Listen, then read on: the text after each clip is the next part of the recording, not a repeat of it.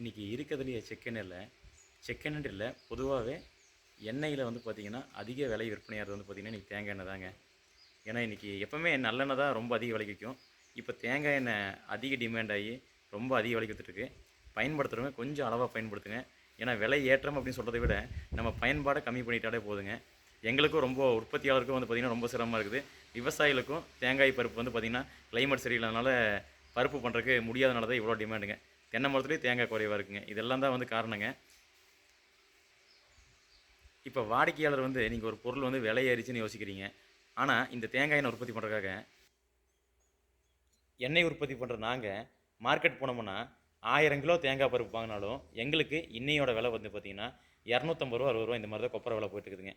அதாவது நாங்கள் 1000 kilo 2000 kilo வாங்கினாலும் சந்தை விலையை தான் எங்களுக்கு போடுறாங்க. நாங்கள் வந்து லட்சக்கணக்கில் வாங்கினாலும் யாருமே வந்து விலை குறைக்கிறது இல்லைங்க. அப்படிங்கிற விஷயத்தை வாடிக்கையாளர் நீங்கள் புரிஞ்சுக்கணுங்க. அதுக்கப்புறம் வந்து பார்த்திங்கன்னா தென்னை விவசாயிகளுக்கு வந்து பார்த்திங்கன்னா மரத்தில் வந்து பார்த்திங்கன்னா காய் பிடிச்சது வந்து ரொம்ப கம்மியாக இருக்குங்க. நோய் தாக்குதல் காரணமாக, கிளைமேட் காரணமாக காயும் ரொம்ப கம்மியாக இருக்குது. அதாவது அவங்களுக்கு வந்து ஒரு 40 காய் 50 காய் ஒரு வாட்டி போட்டால் வருதுன்னா அவங்களும் 10 காய் வந்துச்சுன்னா என்ன பண்ணுவாங்க? ஏறுற கூலி, இறக்குற கூலி இந்த மாதிரி வந்து பார்த்திங்கன்னா ரொம்ப அதிகமாகுதுங்க. இதுவும் முக்கிய காரணங்க. அப்போ விவசாயத்துக்கு வந்து பார்த்திங்கன்னா இப்போ விவசாயிங்க அவங்களும் என்ன பண்ணுவாங்க? அவங்களுக்கு ஒரு 100 கிலோ கொப்பரையாது இந்த வாட்டி டிமாண்டாக இருக்குது. அது லாபம் இல்லைங்க. அது லாபம் இல்லை. அவங்களுக்கே வந்து பார்த்திங்கன்னா விளைச்சல் குறைவு. அப்போ அந்த விளைச்சல் குறைவும் வந்து பார்த்திங்கன்னா ஒரு நட்டம் தாங்க. விலை ஏற்றத்தை விட விளைச்சல் குறைவால் நட்டங்க. இப்படி விவசாயிகளுக்கும் வந்து கட்டுப்படி இல்லை. உற்பத்தி பண்ணுற எங்களுக்கும் வந்து பார்த்திங்கன்னா சந்தையில் விலை அதிகம். நாங்களும் வந்து பார்த்திங்கன்னா இன்றைக்கி ஒரு 5% லாபத்தில் தான் தொழில் பண்ணிட்டுருக்குங்க. இப்போ இதெல்லாம் வந்து பார்த்திங்கன்னா நாங்கள் ஸ்நேகிதி ஃபுட்ஸில் தேங்காய் வாங்கி நாங்களே சோலார் ட்ரையரில் காய வச்சதுங்க. பாருங்கள், உங்களுக்கு சல்ஃபர் ஃப்ரீயாக நல்ல தரமான தேங்காய் எண்ணெய் கொடுக்கணும்னு சொல்லி தான் இவ்வளோ கஷ்டப்பட்டு எங்களால் முடிஞ்ச அளவுக்கு இந்த வாட்டி ஒரு 200 கிலோ, ஒரு 1000 கிலோ, அதுக்கப்புறம் மறுபடியும் ஒரு 500 கிலோ இந்த மாதிரி காய வச்சது தான் இந்த பருப்புங்க. ஸோ என்னென்னா இருக்கிற நமக்கு தெரிஞ்சவங்க பழகினவங்க ஒரு 10-15 வருஷம் பழக்கம் இருக்கவங்க அவங்க ஏதோ 1-2 தேங்காய் கம்மியாக கொடுக்கறனால நம்மளால் இந்த தேங்காய் பருப்பு பண்ண முடிஞ்சு. இப்போ இருக்க தேங்காய் பருப்பு தான் எங்களுக்கு எண்ணெய்க்குங்க. எல்லாமே நல்லா சோலார் ட்ரையில் காய வச்சு தரமான சல்ஃபர் ஃப்ரீயான கெமிக்கல் ஃப்ரீயான பருப்புங்க.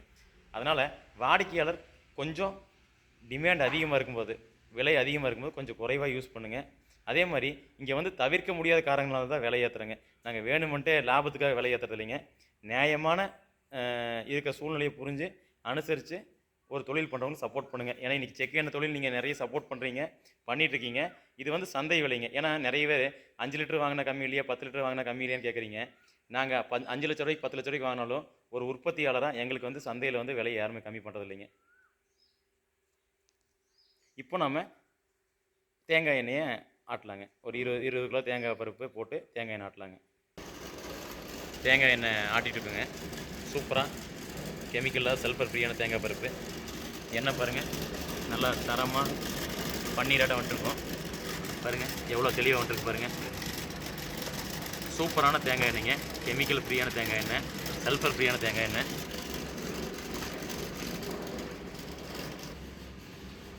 பொதுவாக எங்களுக்கு இந்த தேங்காய் கொப்பரையிலேருந்து தேங்காய் எண்ணெய் ஆட்டும் போதுங்க 60% கிடைக்குங்க. அந்த 60%ல் ஒரு 2-3% கசடு போனால் கிட்டத்தட்ட ஒரு 5.850 கிடைக்குங்க. 5 கிலோ 850 கிராம் கிடைக்குங்க. அது லிட்டராக கன்வெர்ட் பண்ணும்போது கிட்டத்தட்ட 6.25 லிட்டருக்கு மேலே கிடைக்குங்க. அது சும்மா ஒரு ரஃபாகவே உங்களுக்கு நான் ஒரு கணக்கு சொல்லிடுங்க. ஏன்னா நிறைய விலை கணக்கு நம்ம பார்த்துருப்போம். இன்றைக்கி விலைக்கு 250 ரூபாய்க்கு கொப்பரை விலை வாங்கினோம்னா என்ன ரேட்டுக்கு என்ன ஒர்க் அவுட் ஆகணும் இப்போ ரஃபாகவே பார்த்துடலாங்க. இப்போ ஒரு சின்ன விலை கணக்குங்க. இது வந்து தொழில் பண்ணுற நாங்கள் எப்படி கணக்கு போடுறோன்னு சொல்கிறதாங்க. இது உங்களுக்கு கிடையாது. தொழிலில் நாங்கள் எப்படி ஒரு ரஃபாக கேல்குலேஷன் போடுவோம், ஒரு அப்ராக்சிமேட்டாக எங்களுக்கு என்னென்னு தெரியுங்க. தேங்காய் எண்ணெய் ரஃப் கால்குலேஷனுங்க. தேங்காய் கொப்பரை சந்தை விலை இன்றைக்கி 250 ரூபா போயிட்டு இருக்குதுங்க. ஒரு 10 கிலோ தேங்காய் கொப்பரை எடுத்தோன்னு வச்சுக்கோங்க 2500 ரூபாய்ங்க இன்றைக்கி மார்க்கெட் ரேட்டுக்கு. தேங்காய் கொப்பரையில் எத்தனை எண்ணெய் பர்சன்டேஜ் கிடைக்கும்னா ஒரு 10 கிலோ போடணும், ஒரு 60% எண்ணெய் கிடைக்குங்க. அந்த 60% எண்ணெய் ஆட்டிக்கப்புறம் இப்போ நாங்கள் எக்ஸாம்பிள் ஒரு 10 கிலோ எடுத்தோம்னா ஒரு 6 கிலோ கிடைக்குங்க. ஒரு 20 கிலோ எடுத்தோம்னா தேங்காய் பருப்பு ஒரு 12 கிலோ கிடைக்குங்க. இது வந்து சராசரி எங்களுக்காக கிடைக்கிற சதவீதங்க. ஒவ்வொரு எண்ணெய் வித்துக்களுக்கும் ஒவ்வொரு சதவீதம் எவ்வளோ எண்ணெய் கிடைக்கும், எத்தனை சதவீதம் எண்ணெய் கிடைக்கும் அப்படின்னு சொல்லி இருக்குங்க. அதனால் தேங்காய் பருப்புக்கு 60% எண்ணெய் கிடைக்குங்க. நாங்கள் கணக்கே போட்டாலும் முன்ன பின்ன இதுலேருந்து ஒரு 2-3% வித்தியாசப்படுங்க. இது செக் எண்ணெய் தொழில் பண்ணுறவங்களுக்கு எல்லாத்துக்கும் தெரியுங்க. கசடை ஒரு 3% கழிச்சோம்னா 180 கிராமுங்க.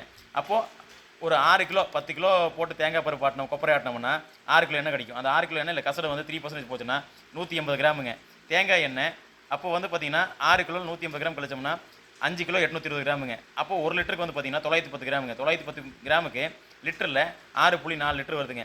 அது போக புண்ணாக்குங்க. புண்ணாக்கு 4 கிலோ விற்பனை பண்ணோம்னா 35 ரூபா ஒரு கிலோங்க. அப்போ வந்து பார்த்தீங்கன்னா நமக்கு 140 ரூபா இருக்குது. அப்போ அந்த கொப்பரை செலவு எவ்வளோ, கொப்பரை வாங்கினது எவ்வளோங்க 2500. 2500 140 போச்சுன்னா 2360ங்க. 2360 டிவைட் பை லிட்டர் போட்டோம்னா நமக்கு எத்தனை ரூபா என்னன்னு தெரிஞ்சிருங்க. அப்போ 2360 டிவைட் பை 6.4 லிட்டர் போட்டோம்னா 368 ரூபா 75 பைசா வரும். ப்ளஸ் ஆர் மைனஸ் ஒரு 25 பைசா சேர்த்திட்டா 369 ரூபா வருதுங்க உற்பத்தி விலை. இதுக்கப்புறம் செலவு வந்து பார்த்தீங்கன்னா எப்பவும் உங்களுக்கு தெரியுங்க. நம்ம கணக்கு பார்த்துருந்தீங்கன்னா முதலே வீடியோ பார்த்தீங்கன்னா இபி, வேலையாட்கள், பெட் பாட்டிலு, ரெண்ட்டு இந்த மாதிரி போட்டு ஒரு 30 ரூபா போடுவோம். அந்த 30 ரூபா போட்டோம்னா இன்றைக்கி தேங்காய் எண்ணெயோட உற்பத்தி விலை 399 ரூபா ஆகுதுங்க. இதுதான் இன்றைக்கி மார்க்கெட் ரேட்டுக்கு ஒரு உற்பத்தியாளருக்கு உற்பத்தி விலைங்க. அதாவது ஓரளவுக்கு சராசரியாக செஞ்சால் ஒரு 90% செக் எண்ணெய் உற்பத்தியாளருக்கு இந்த மாதிரி தான் வருங்க. மிஷினை பொறுத்து மாறுபாடு இருக்குங்க. மரச்செக்கு கல் செக்குன்னா கொஞ்சம் எண்ணெய் கம்மியாகும். எக்ஸ்ப்ளர்னா ஒரு 2-3% எச்சாகுங்க. இதுதான் தகவலுங்க. இதுதான் ரஃப் கணக்குங்க. இன்றைக்கி நியூஸ் பேப்பருங்க. இதில் தேங்காய் பருப்பு என்ன விலை போட்டுருக்குன்னு பார்த்துடலாங்க. பாருங்கள், காங்கேயம் கொப்பரை மார்க்கெட்டுங்க. கொப்பரை சாதா 255, கொப்பரை ஸ்பெஷல் கிலோ 260, கொப்பரை பவுடர் கிலோ 325. நீங்களே பாருங்கள் எவ்வளோ விலைன்ட்டுங்க. 15 கிலோ டின்னு 6050 அப்படின்னு போட்டிருக்காங்க. பாருங்கள், இதுதான் வந்து இன்றைய விலைங்க. கொப்பரை சாதா, கொப்பரை ஸ்பெஷல். இப்போ நாங்கள் பண்ணுறதுல வந்து பார்த்திங்கன்னா கொப்பரை செம ஸ்பெஷலுங்க. ஏன்னா உங்களுக்கு எங்கள் தேங்காய் பருப்பு பார்த்தாலே தெரியுங்க. இதுதான் இன்றைக்கி நிலவரங்க. தொழிலுக்கு இன்னொரு முக்கியமான விலையேற்றம் பாருங்கள். இன்று முதல் மின் கட்டணம் உயர்வு. யூனிட்டுக்கு 41 காசு வரை அதிகரிப்பு. இப்போ பார்த்தீங்கன்னா யூனிட்டை பொறுத்து விலை மாறுதுங்க. அப்போ எங்களுக்கும் வந்து பார்த்திங்கன்னா விலை ஏறுங்க. இப்போது 800லேருந்து 1000 யூனிட் வரை யூஸ் பண்ணால் பாருங்கள், புதிய கட்டணம் 11 ரூபா ஆகுதுங்க. அப்போ கிட்டத்தட்ட ஒரு 35 பைசா ஏறுதலுங்க.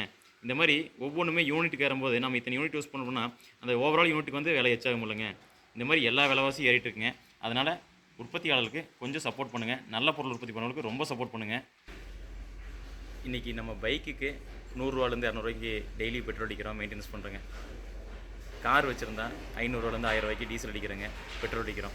இந்த மாதிரி நம்ம செலவுகள் பண்ணுறோம். அப்படி இருக்கும்போது ஒரு உணவுக்கான செலவுகளை, நியாயமான செலவுகளை யோசிக்காதீங்க. ஆரோக்கியமான உணவு சாப்பிடுங்க, ஆரோக்கியமாக இருங்க. எல்லாருக்கும் நன்றிங்க.